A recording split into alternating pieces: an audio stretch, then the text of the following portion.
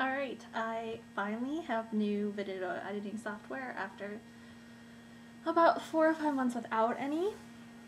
So I am back, ready to get my hands dirty and have some fun with you on video.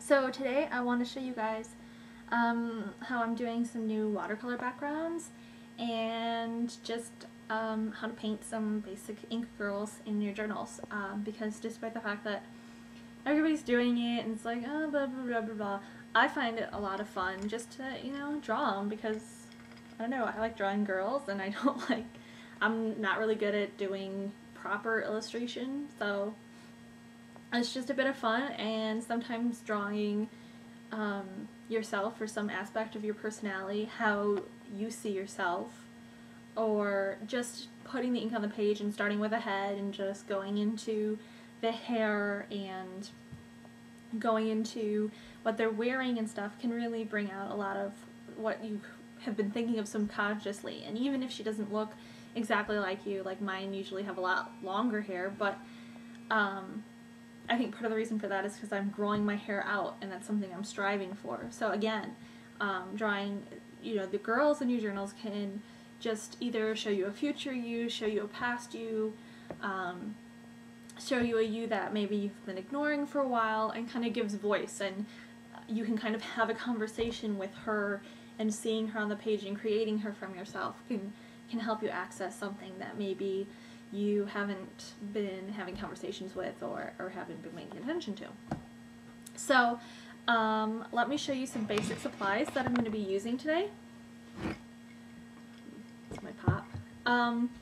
First off, I'm going to be using watercolors a lot for this, simply because if you've been reading my blog, I've become very comfortable with acrylics and not as comfortable with watercolors.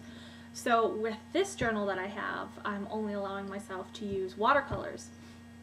And it was like that in the last one I was working in, and I made it a smaller one because I thought maybe my explorations wouldn't be so much because I have such experience with acrylics. But then when I finished that journal, I felt, well, I really want to continue exploring watercolors and different properties and different looks with them.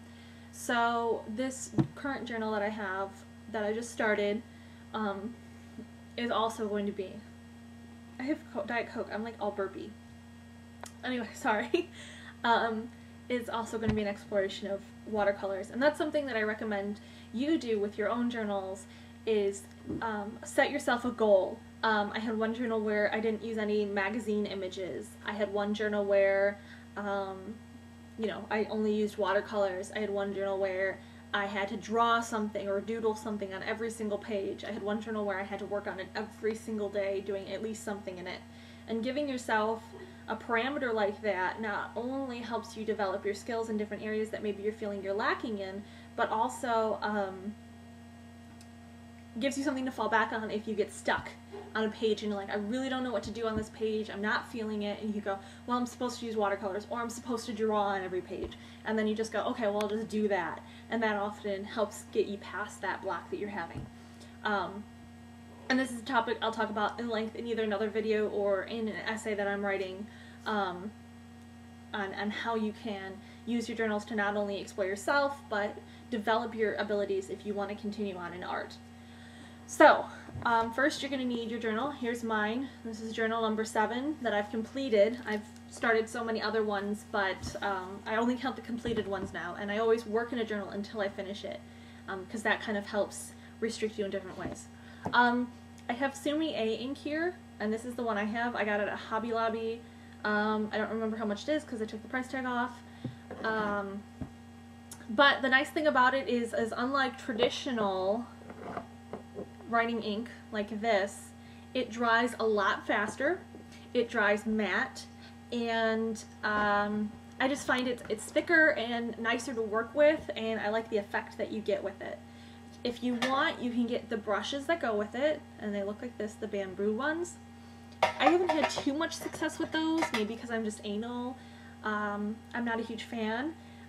So this one, what does it say, round? I use this, let me get it on my forehead so you can see the tip. Yeah, the green background doesn't help with green brushes, does it? This is the kind of tip that I use when I'm working with my ink, when I'm writing with it, when I'm drawing with it. I don't really do ink washes as much, but I do have a couple different kinds that you can see. This is writing ink. This is Bombay. I have acrylic artist ink, which is, so it's not a watercolor, it's an acrylic. And then I have a fine art watercolor.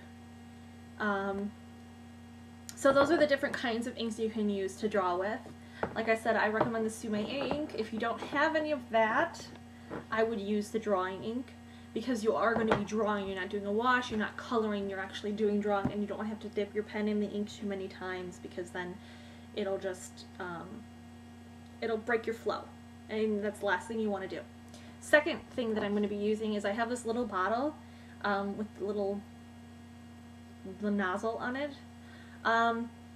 You can use this, you can use a larger bottle, you can use an eyedropper. This cost me like 50 cents at an art supply store. I'm sure you can find it at any art supply store. I know they have the spray bottles and stuff like that. Just find one with an eyedropper or a dropper like that on the top, and that's going to help you out a lot.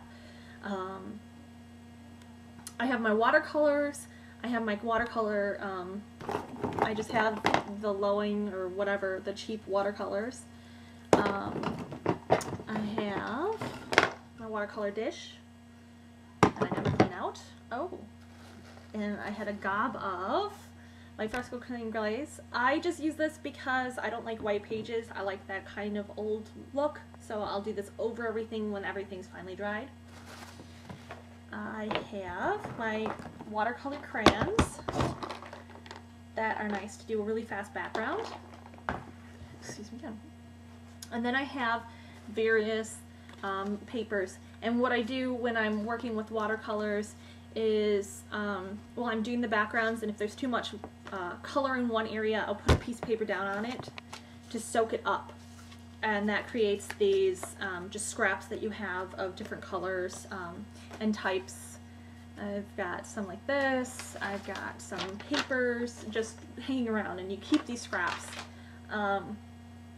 in a basket or something.